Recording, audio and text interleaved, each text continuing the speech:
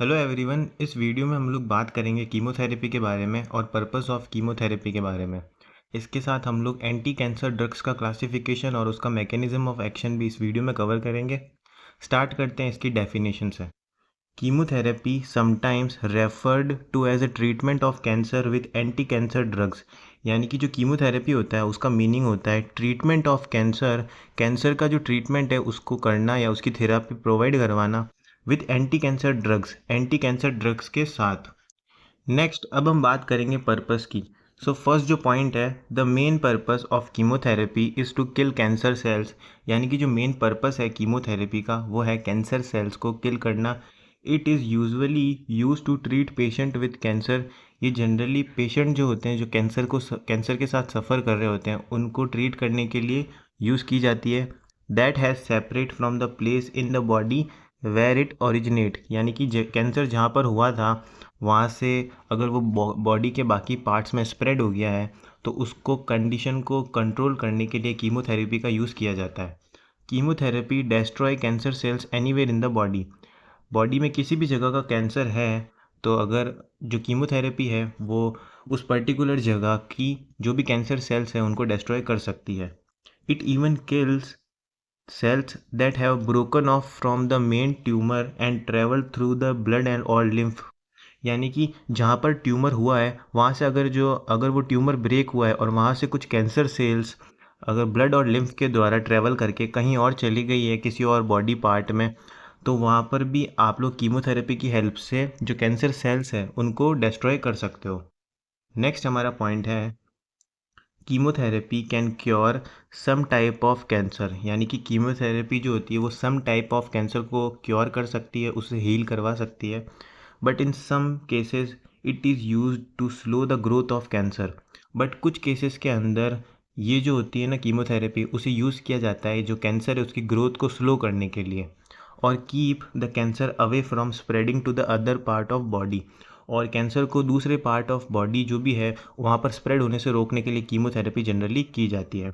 Chemotherapy में be given before surgery और radiation therapy, यानी कि जो कीमोथेरेपी है वो सर्जरी और रेडिएशन थेरापी से पहले दी जाती है।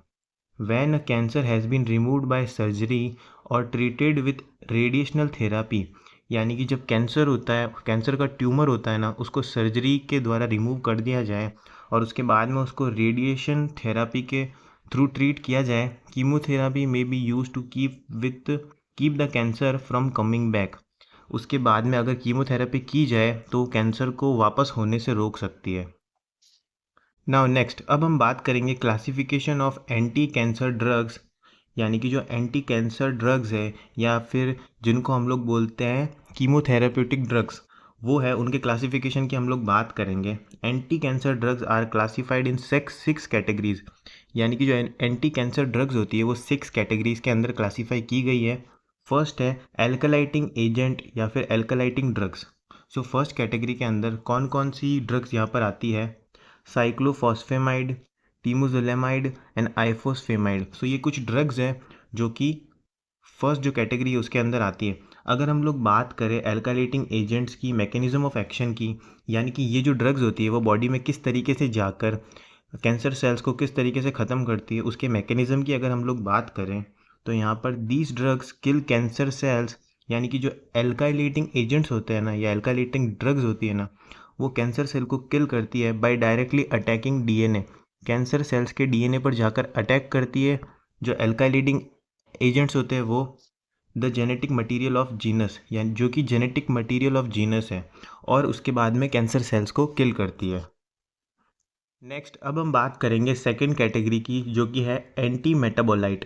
जो एंटी मेटाबोलाइट एजेंट्स के बारे में अगर हम लोग बात करें तो इसके कुछ एग्जांपल्स हैं मीथोट्रैक्सेट 5 फ्लूरोयूरेसिल एंड सिट्रेबाइन। सो ये कुछ ड्रग्स हैं जो कि एंटी मेटाबोलाइट कैटेगरी के अंदर आती है। अगर हम लोग बात करें इसके मैकेनिज्म ऑफ एक्शन की, anti metabolite drugs interfere with the production of DNA, यानी कि जो एंटी मेटाबोलाइट ड्रग्स होती है ना वो डीएनए के जो प्रोडक्शन होता है ना कैंसर सेल्स के अंदर उसके साथ इंटरफेयर करती है and kill cells from growing and multiplying, और जो कैंसर सेल्स होती है उनको ग्रोइंग और मल्टीप्लाइंग होने के अंदर इनहिबिट करती है। नेक्स्ट जो थर्ड कैटेगरी है वो है एंटीबायोटिक्स। तो एंटीबायोटिक्स की अगर हम बात करें तो यहाँ पर कुछ एग्जांपल है, डेक्टिनोमाइसिन, डोक्सोरुबिसिन, ब्लियोमाइसिन एंड मिटोमाइसिन सी। सो ये कुछ ड्रग्स है एंटीबायोटिक्स। अब हम बात करें एंटीबायोटिक के मैकेनिज्म ऑफ एक्शन की, तो यहाँ पर मैकेनिज्म ऑफ एक्शन के अंदर क्या है, antibiotics made from natural substance. Antibiotics जो होती है ना वो नेचुरल सब्सटेंस के थ्रू बनाई जाती है, such as fungi. They interfere with cell important function. अब जो एंटी मेटाबोलाइट ड्रग्स होती है ना, ये जो कुछ इंपॉर्टेंट फंक्शंस होते हैं सेल के, उनके साथ जाके इंटरफेयर करती है, like production of DNA and cell protein. जो डीएनए का प्रोडक्शन होता है और सेल प्रोटीन का जो प्रोडक्शन होता है ना, कोई भी बैक्टीरियल या कैंसर सेल के अंदर, तो जो एंटीबायोटिक्स होती है वो उनके प्रोडक्शन के साथ इंटरफेयर करके उनको डेड करती है, उनको किल करती है। नेक्स्ट हम बात करेंगे फोर्थ कैटेगरी की, जो कि है विनका एल्कलॉइड्स। अगर इसकी हम लोग बात करें तो यहाँ पर दो ड्रग्स है, विनब्लास्टिन एंड विनक्रिस्टिन। ये दोनों ड्रग्स जो होती है विनका एल्कलॉइड्स कैटेगरी के अंदर आती है। अगर हम लोग बात करें इसके मैकेनिज्म ऑफ एक्शन के बारे में, these drugs interfere with the cell division. ये जो ड्रग्स होती है ये सेल डिवीज़न के प्रोसेस के साथ इंटरफेयर करती है and prevent cell from dividing normally. इस वजह से जो सेल्स होती है कैंसर या फिर बैक्टीरियल सेल्स, वो जो होती है डिवाइड नहीं कर पाती है। अगर बात करें फिफ्थ कैटेगरी की, टोपो आइसोमेरेज इनहिबिटर एजेंट्स। इसके अंदर जो ड्रग्स है वो है इटोपोसाइड एंड प्रोकार्बेजाइन। अगर हम लोग बात करें इसके मैकेनिज्म ऑफ एक्शन की, they interfere with the action of topoisomerase enzyme. जो टोपो आइसोमेरेज एंजाइम होता है ना, ये उसके मैकेनिज्म के साथ इंटरफेयर करती है और सेल्स को किल करती है। अब बात करें टोपो आइसोमेरेज एंजाइम की, इसकी तो अगर हम लोग बात करें तो ये क्या है, enzyme that controls the part of DNA needed to multiply. यानी कि एक एंजाइम है जो कि डीएनए को मल्टीप्लाई करने में हेल्प करता है। तो अगर इस एंजाइम को अगर अफेक्ट करेंगे या फिर इसके प्रोसेस के साथ इंटरफेयर करेगी ड्रग, तो वो डायरेक्टली डीएनए को इनहिबिट कर देगी मल्टीप्लाई होने से और कैंसर सेल्स को किल करेगी। नेक्स्ट बात करते हैं नेक्स्ट कैटेगरी की, जो कि है स्टीरॉयड हार्मोन्स। इसके अंदर आने वाली ड्रग्स है टोमोजिफिन एंड लिट्रोजोल ल्यूप्रोराइड। सॉरी अगर प्रोनाउंसिएशन में कोई प्रॉब्लम है तो। मैकेनिज्म ऑफ एक्शन की अगर हम लोग बात करें इसके, these drugs slow the growth of some cancer that are depend on hormone. यानी कि ये जो ड्रग्स होती है ना, वो बेसिकली क्या करती है, जो कैंसर सेल्स होती है ना, जो हार्मोन पे डिपेंड होती है, उनको जाकर इंटरफेयर करती है उनके अंदर, और जो कैंसर है उसकी ग्रोथ को रोकती है। अब इसका यहाँ पर एक एग्जांपल भी है, tamoxifen is use to treat breast cancer whose growth depends on the hormone oestrogen.